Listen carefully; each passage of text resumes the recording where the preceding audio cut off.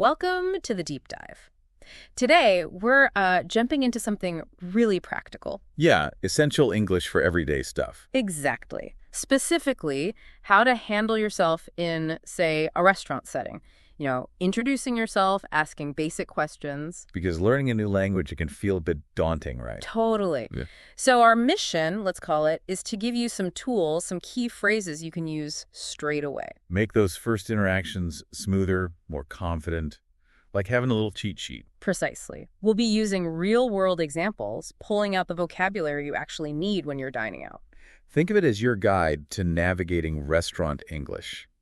From booking the table. All the way through to paying the bill. Yep. Taking away that uncertainty, giving you practical things to use. Okay, let's kick off with making a reservation, booking that table. Right. Step one. Whether you're calling ahead or, just popping in, knowing the right words helps a lot. Huge difference. So our sources give us some good examples. Let's imagine a phone call first. Phone rings. Someone answers, Adam's Restaurant. How may I help you? Standard stuff. Mm-hmm. You, wanting to book, might say, hello, I'd like to reserve a table. Maybe add, for tomorrow night, please. And that I'd like to get a good, polite opener, especially with someone you don't know. The restaurant might ask, certainly. For what time?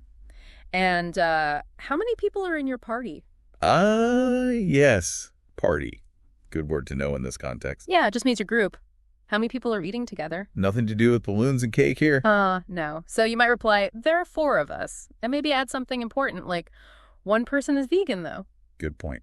Always mention dietary needs early. And the staff might say, that won't be a problem as we have many vegan dishes available. Then they confirm. So that's a table for 4 at 7 p.m. May I take your name, please? Right. And you give your name, say thanks, job done. And notice the politeness level there. I'd like to reserve. May I take your name? It's because they're strangers, so the language is a bit more, formal. Good observation. And as you said, party just means the number in your group. Standard restaurant speak. Now, what if you're there in person? Or just asking generally? You could say, I would like to look at dinner reservation for 2. Again, I would like to. Nice and polite. Or keep it simpler. A table for 2, please. Works just as well. And if you've already booked, when you arrive, maybe something like, I booked a table for 2 for 7 p.m. under the name of John Thomas. Or a bit more casually. Hi, we have a reservation under Thomas for 7:30. Exactly. And the restaurant staff might say, we will have a table for you. Meaning, yes, we've got one. Or if it's ready, of course, please come this way. But sometimes you have to wait a bit. Right. You might hear, your table isn't quite ready yet. And they might suggest, would you like to wait in the bar? A polite way of handling a short delay, or sometime. We're fully booked at the moment, meaning, sorry, no tables right now. But they might follow up with, if you wait, there'll be a table for you free in a minute. So maybe worth hanging around. And when it is ready, you'll likely hear, would you follow me, please? So connecting this back to learning English generally, you see there are different ways to say similar things. Yeah, depending on how formal you want to be, or just what feels comfortable. I would like to make a reservation is a bit more formal than just a table for 2, please. Knowing that helps. Keywords to remember here.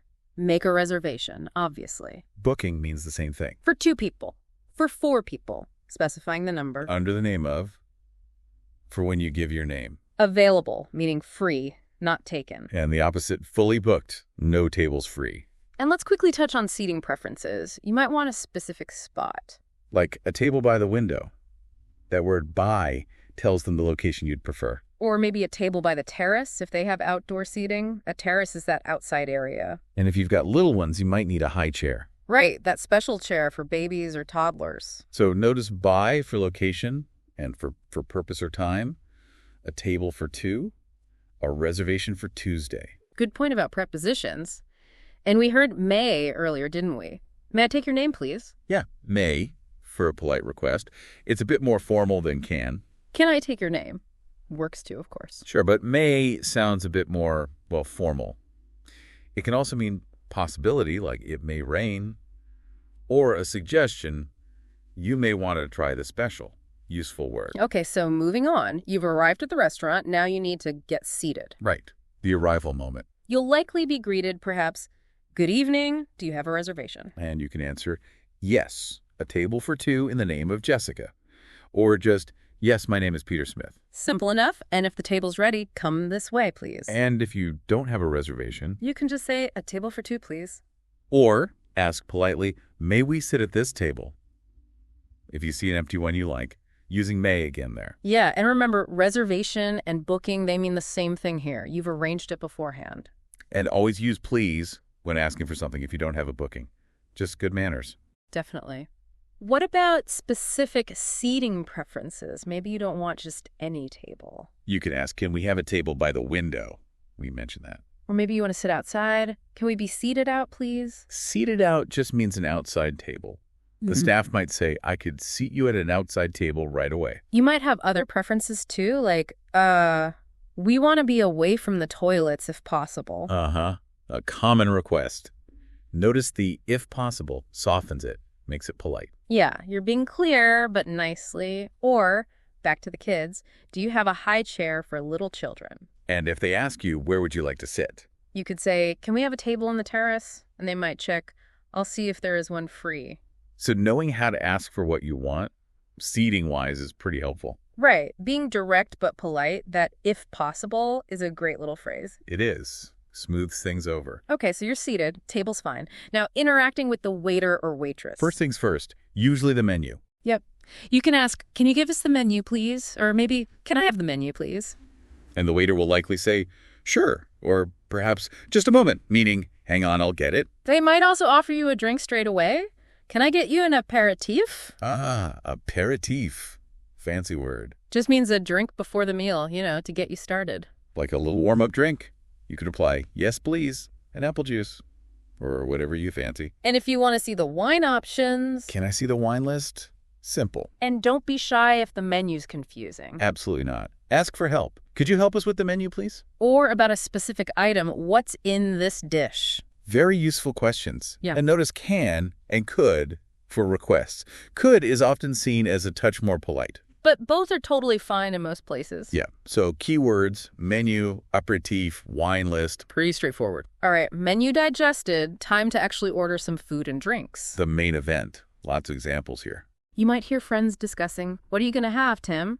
Response, I think I'll have fried potatoes. Or if you're stuck, ask the waiter, what should I order? What's best here? And they might suggest something. They serve delicious fish here. Good intel. Or you could say your choice and ask someone else. I think I'll go for caprese salad. What are you having, James? Reply, I'll take a chicken soup. Notice the different ways to say you're ordering. I'll have, I'll take, I'll go for. I'll mean the same thing, basically. This is my order. What if someone recommends something you can't eat? Say, their specialty is seafood. You should try some. But you're allergic. You could say, oh, I'm afraid I'm allergic to seafood. That, I'm afraid, is a polite way to give that kind of news. Definitely. Very important to be clear about allergies or dietary needs. Use phrases like that. So the waiter comes over. They might ask, are you ready to order? And if you're not quite. We need a little more time. Totally fine to say. Or they might just ask, can I take your order, please? And you go ahead. Yes, I'll have an omelet, please. They might follow up, anything to drink. A bottle of still water, please. Remember, still means no doubles. Sparkling has bubbles. You can make special requests too, like, could you serve the salad on the side, please? Meaning you want the salad in a separate bowl, not mixed in or on the same plate. And if they ask about salad dressing, what kind of dressing would you like? You can ask, what dressings do you have?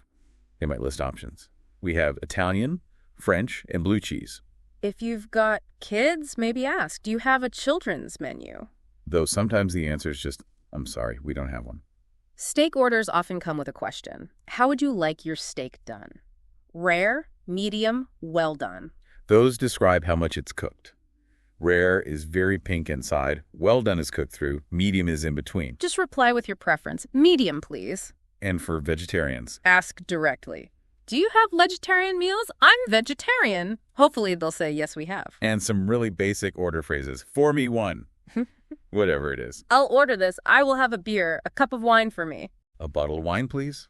Only fruit juice. Whiskey with soda, please. Or if you want their signature dish, I want the specialty of the house. And asking for recommendations. What would you recommend for me to drink?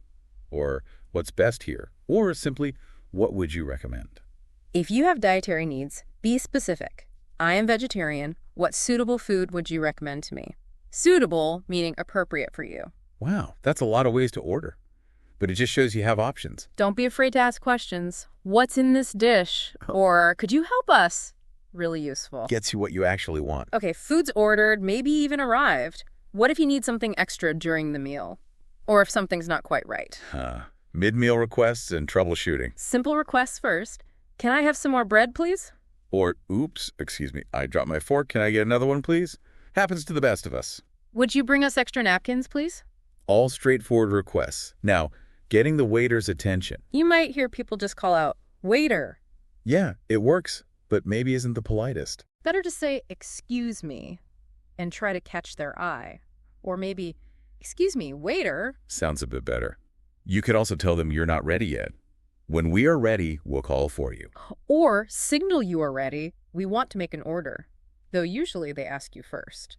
So those are key phrases for getting what you need during the meal. Politeness helps.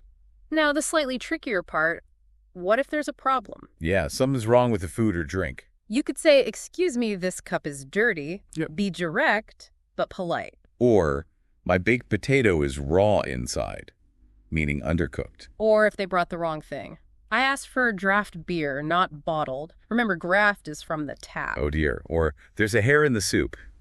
Definitely need to mention that. Ugh, yes. Yeah. Or, "This meat is undercooked." Similar to the raw potato issue. Or if a dish arrives, you didn't order at all. We didn't order this.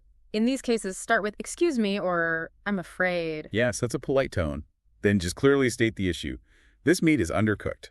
The staff should apologize and fix it, bring a new one, or take it off the bill. Exactly.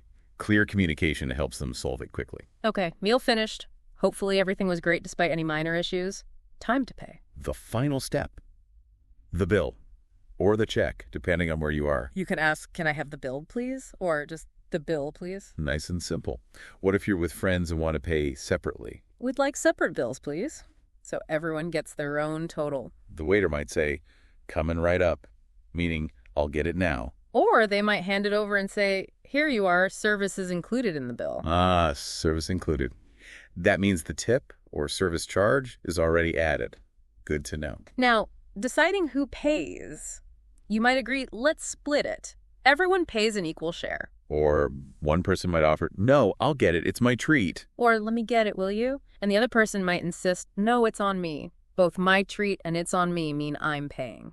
Useful social phrases there. What about tipping if service isn't included? You could discreetly ask someone, or maybe even the waiter in some context, "How much should I tip a waiter?" And you might get advice like, "A 20% tip will be fine." Though tipping customs vary a lot by country. Very true. Always good to check local customs. And paying method. Can we pay with a credit card? Usually the answer is yes, you can. Most places take cards these days. So, knowing how to ask for the bill, discuss paying, it's all part of the process. Definitely wraps up the interaction smoothly. What if there's a mistake on the bill itself?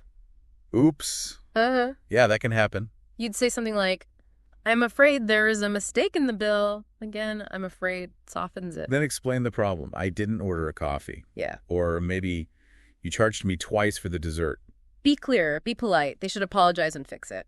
"I'm sorry, I'll bring you the correct bill right away." Exactly. Handle it calmly. You know, it's interesting. While the exact words might differ slightly between, say, the UK, the US, Australia. The basic situations and the need for politeness are pretty much the same everywhere in the English-speaking world. Mastering these core phrases really will make dining out much less intimidating. Oh, absolutely. Much more enjoyable. So let's just quickly recap. We've covered quite a bit. We have. From making that initial reservation, To arriving and getting seated, talking to the waiter, ordering food and drinks, asking for things you need, dealing with any small problems that might crop up. and finally, handling the bill. These skills, they're like building blocks for English conversation. Really fundamental. Totally. And we really encourage you, the listener, to practice these dialogues. Yeah, maybe role play with someone. Or just listen back to this deep dive a couple of times. Get used to how it sounds, say the phrases out loud, picture yourself in the restaurant. Repetition is key, isn't it? It really is. It helps make it feel more natural, more automatic when you're actually in the situation. And don't sweat the mistakes. No, definitely not. It's all part of learning. Every mistake is a chance to learn something. So on that note, here's a little something for you to think about.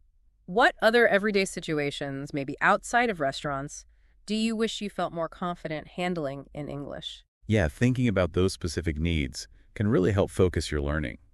Might give us ideas for future deep dives, too. Great point. Well, thanks so much for joining us today on this deep dive into restaurant English. Hope it was helpful. See you next time.